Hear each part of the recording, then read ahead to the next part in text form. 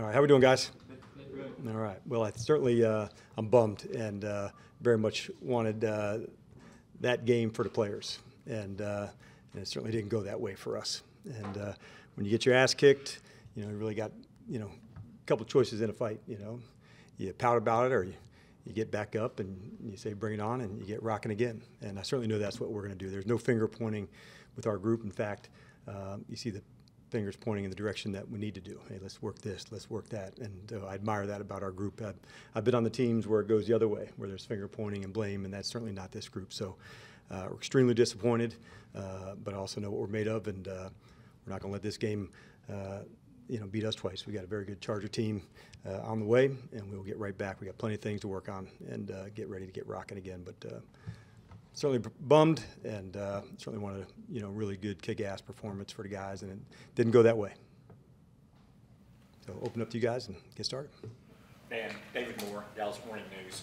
A lot of the players talked about one of the goals this year to be that elite defense was the consistency that you had to do a week in and week out. Is that one of the more discouraging things, or is that the element that's kind of lacking over these first 5 weeks? If you could point to one thing, or is it more specific? Boy, that's a good question, David. About one thing, I think if it's usually one thing, it's okay, we're going to get that right there. So, yeah, we had 3 performers that we'd be really proud of, and 2 that we're not. And as it goes, I think you're right to say every time you go, you got to get it on at this level. And when we do that, we're pretty hard to deal with. But we only knocked 1 ball out, and I thought Jordan made a fantastic play to get that. But part of our style is creating takeaways and using that speed and creating some energy-generating plays. And in that game, we just didn't create enough of those to, what was needed in that game. And thought we had a couple of third downs that got negated by some fouls. And those are kind of the plays I'm talking about, where you get a good stop and you get another one to go. And when those don't happen, it hurts. And we wanted to certainly play a longer third down game. I think we had 7 of them that were at 1 and 2, and under 4 yards, and then another 7 that were 4 or more. So I think on the ones that were low, we were 2 win and 5 loss, and the ones that were higher were 5 win and 2 loss. And so I thought that was a real factor in this game, and knowing that we have to create some longer ones, and we only did that about half the time. Clarence Hill, Fort Worth Telegram. What were they doing to confuse your defense or your players to get Kittle so open on all those touchdowns? Yeah, I thought what a great design on the one after the turn with a long one to Kittle down in the end zone. That was a good play, showing like he's blocking, had a reverse come out to kind of distract your eyes, and then throw the ball after that one. So I thought good design on that one. Past that one was in a man-to-man, so it wasn't a play design that got us jammed up onto that. But that's kind of part of their offense, to make sure there's a shift and a motion to go to try to get you into some looks that are challenging and difficult. But as far as that one play on the long touchdown, that was certainly one that was a good play. Were they taking advantage of your aggressiveness? Well, that's a good question. I would say, I don't know if they would take advantage of our aggressiveness. Like usually the sign of that, Clarence, would be like a double move. Say, okay, I'm down, I'm biting to go, and we've certainly seen that, some in the past. Oftentimes you see it like on a screen, they got one long one on a screen on a long yards. Those are plays that kind of, okay, if you want the front to rush, go rush, we're going to throw a screen. Or you want to jump on a route, we're going to throw a double move. So I thought in this function it was probably more an example of, not necessarily taking advantage of being aggressive, but working our eye discipline. I think that there's probably a difference there. Dan Tarcher with ESPN. You only had the 1 sack in the game. Yep. Did you not think you were able to impact him or affect Purdy enough, even when you had those third and long situations? Yeah, I totally agree, David. And I mean, as you're going through, Todd, to go the spaces to create some energy-generating plays, and getting a big one, getting knock. We thought we'd have a chance to knock a few ball downs. Thought Hankins did a good job with that, but not getting enough dropbacks and bites at the apple. I think some of that also ties into being a little bit thirder and longer, than those 1s and 2s that are generally going to be runs and play passes that come out of that. So I think, in our next lap at them, we've got to make sure we get that done. Saad, yeah, but again, last couple of weeks we've talked about backup quarterbacks, intel and stuff like that. For you now going against Kellen this week, what do you kind of know about him, his tendencies, and how much can that help you the last couple of years being together? Like he knows what I know that you know that I know that? Yeah, okay. So, yeah, I think there's probably some gamesmanship that goes back and forth, and as coaches, we probably think too much of it.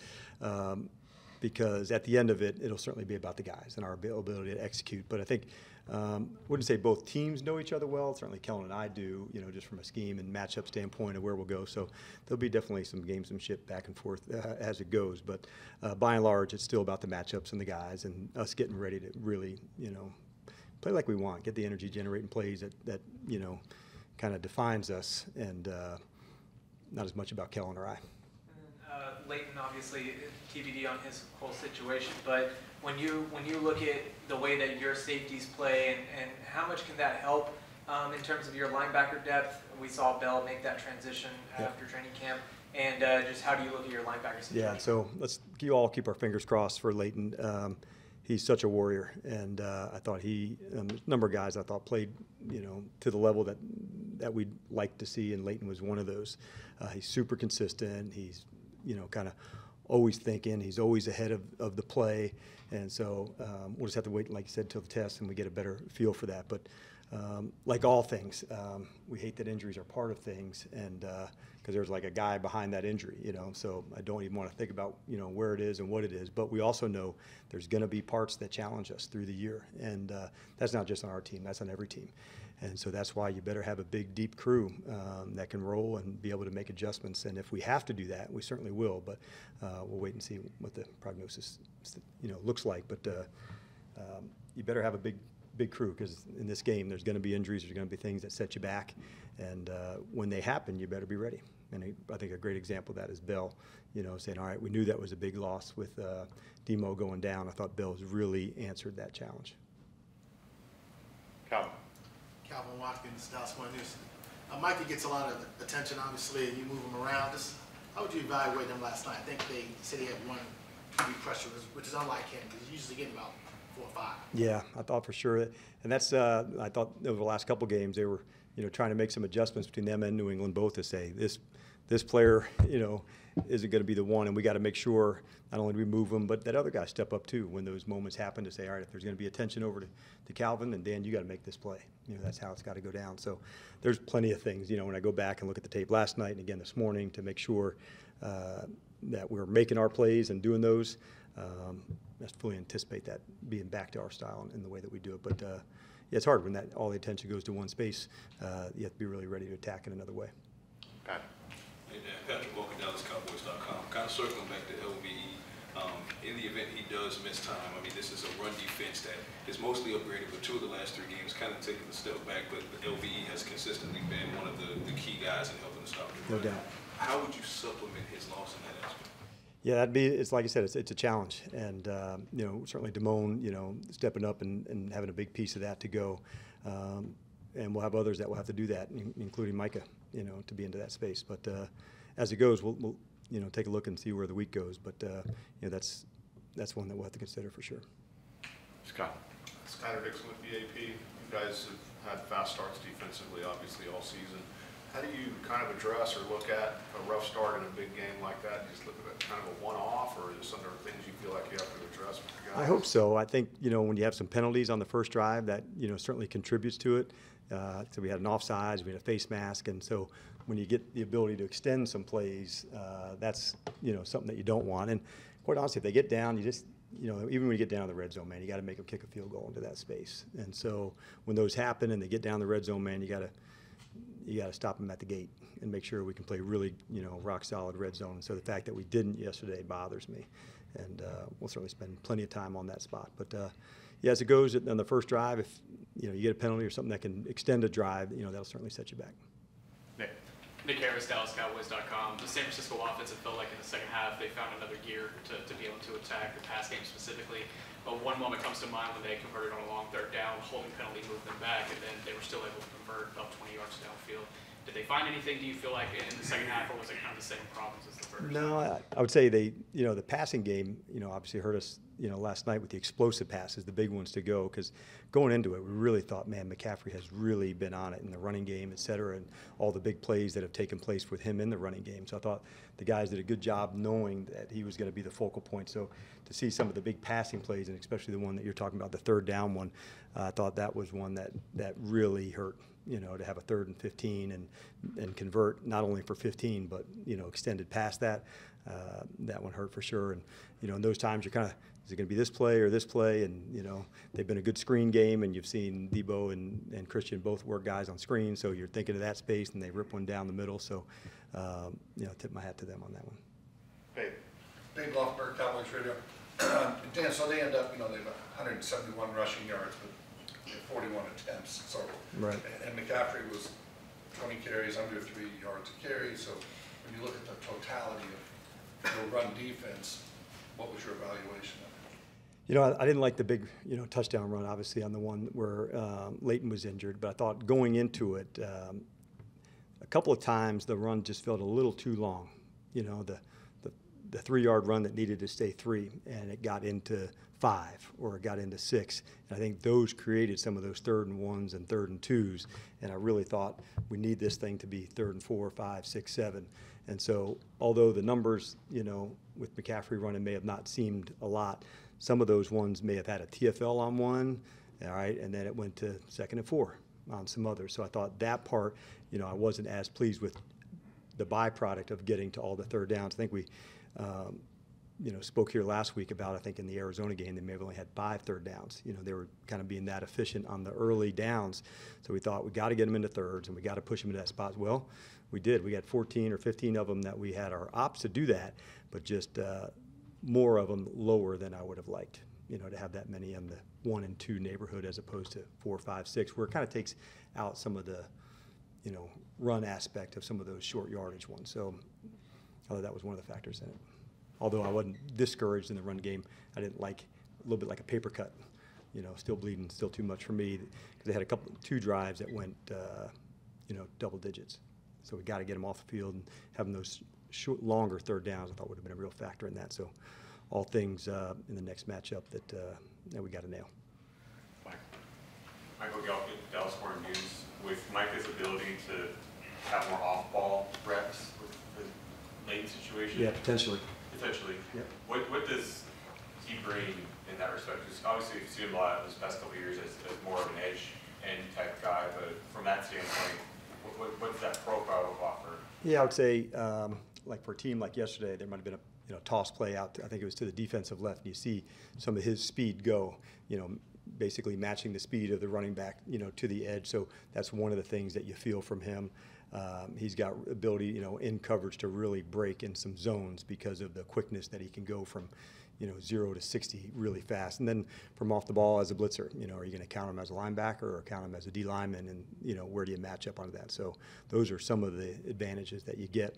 The disadvantages on some of the passes that you're obviously dropping in where you got some chances to rush, you don't get it. So that's kind of the balance that I'll have to face and work through. Todd.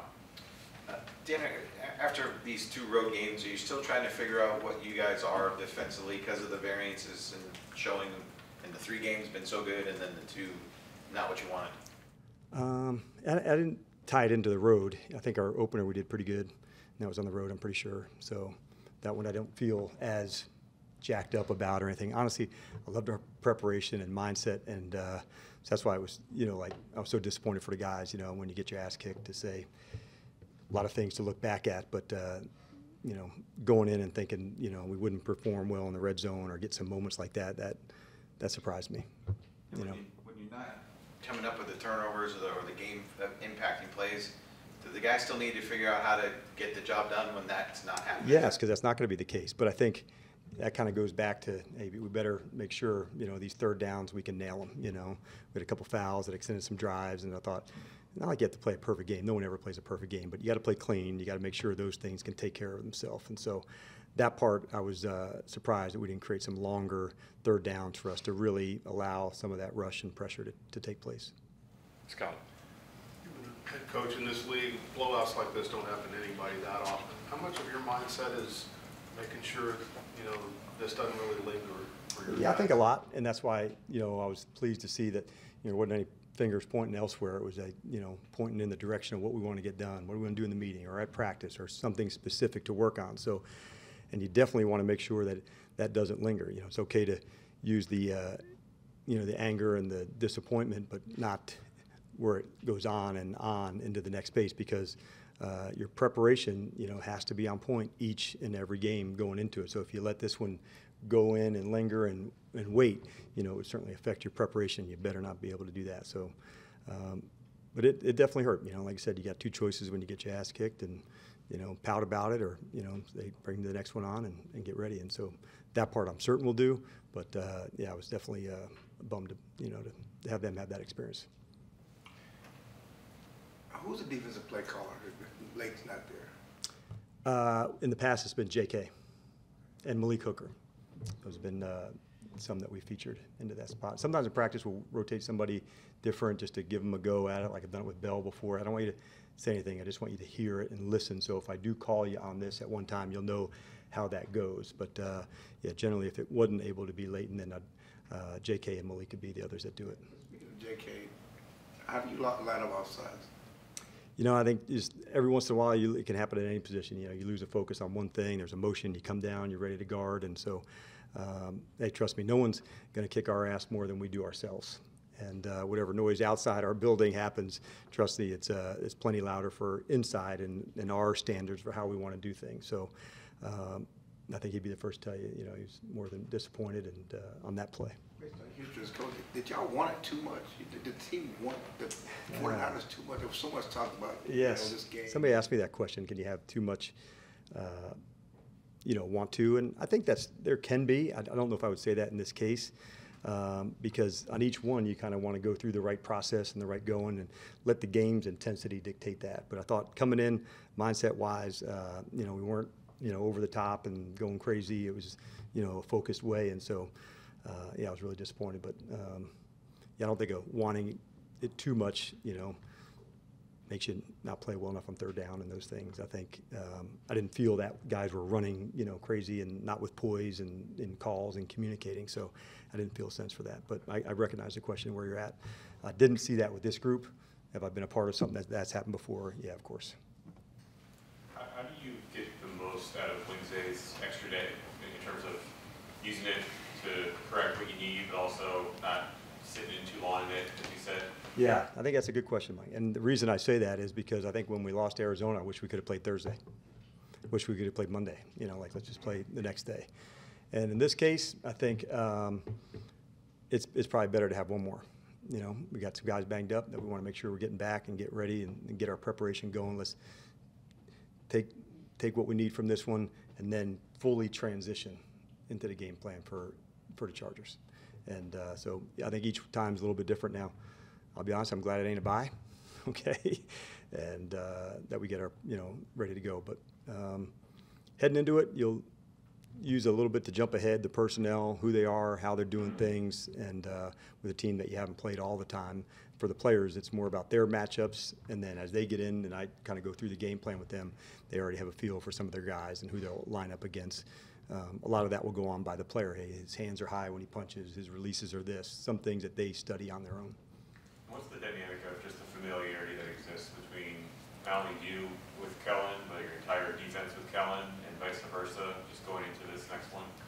Yeah, I would say not everything stays the same every year. So some of the things that, Kellen did here, he doesn't do exactly there. Some of the things I've done here in 21 and 22, we don't always do it exactly the same way in 23. New players, how do you add them? How do you feature them to go? So those would be some ones to go. Past that, I think for a player, no doubt about it, man, you're right in the game and your matchups and how you're going. So it's probably more towards him and I than any of the players. Babe. Dan, hope you're not offended by the question here, but are you about to say with all due respect and then come on? Yeah. Doesn't give you free access to say this. They are saying, no. So San Francisco is the only team in the NFL with 3 All-Pros at the skill position on offense. That doesn't include the quarterback and some of the fullback and all that stuff. But can you ever allow yourself to say, hey, they're just better than we are? Can you? I guess you could allow yourself. Would I know? But I would say, yeah, you recognize good players, but we've got some excellent players here too. And so that's also what lights me up and, why coaching this group is so much fun is that there is some excellent players. Now, we did not have an excellent performance, but we do have some excellent players. And, you don't get to prove that until you go against them again. It's not the next game. You know, it's not just the next one. It's you have to be back in that environment against that team. And you know, we'll see what happens if that materializes in months down the line or not. And if it does, then we can have that discussion. In Seattle and Atlanta, did you ever have a DB as your signal caller there? In Atlanta, we had, but not in Seattle. What did you get comfortable with? I think Bobby Wagner, he was all, that was it. But I think there would have been a lot of guys who would have wanted it and who could have had it. Why was that here? It was more by the design of playtime early on, and so where we rotated late in some, and he wasn't all on third downs, where then it became where he was almost in all the packages, then he could go back and forth. When he wasn't in all, then third downs, I'd have to signal when he wasn't as part of the third down early, and so that was, you know, precipitated the shift. It wasn't necessarily by a player, it was more by design of not having to use the signal when you didn't want to. And so if we have to go back the other way, most all the three safeties are guys who are always out there to go. Thank you, Dan. All right, you guys have a good one.